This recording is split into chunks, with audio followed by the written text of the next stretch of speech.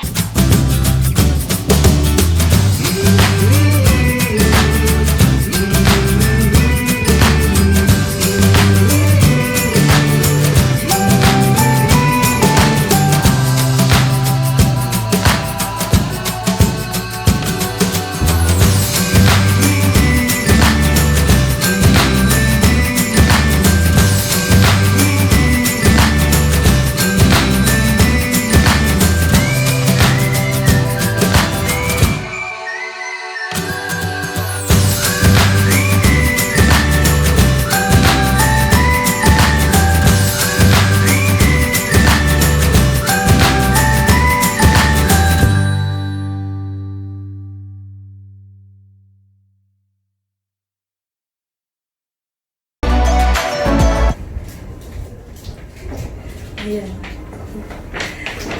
So, ano nangyari sa shoes? Oo. Nagsusukat na siya. Kakatry ko lang kanina. Magtingin-tingin muna. So, eto, may papakita ko. Chanel na bag. It's so pretty. Ganda. Feeling ko bagay sa akin. Bagay sa'yo, it's girly-girly, pati yung kulay. At saka yung style niya, kasi meron siyang ganong parang bling-bling na pinaka-lock niya. Pwede mo siyang i-convert ng How do you do that? parang shoulder bag, sling bag, So, tsaka yung- parang belt bag. Itong ano na to, pang ano siya, adjust. Oo, pang-adjust. Okay. So, Like, kung i-sling mo siya. haba. Yan. There. Yan. So, pwede mong i-adjust yung length niya. Yan. This is Diba? ganda. It's so you. So ikaw. So tagad. So Ganda. tagad. O, diba? Super nice. Bago ng Chanel. Pero I also like yung ano, maliit lang.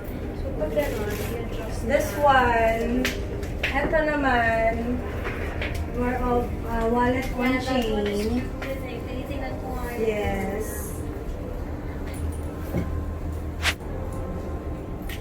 Pero kasi ito parang mas maraming malalaman yung isa. Doon. Yes. Ayan kasi, yan, wallet on chain lang siya. Mahaba sa'yo. Mahaba sa akin. Mahaba yung strap.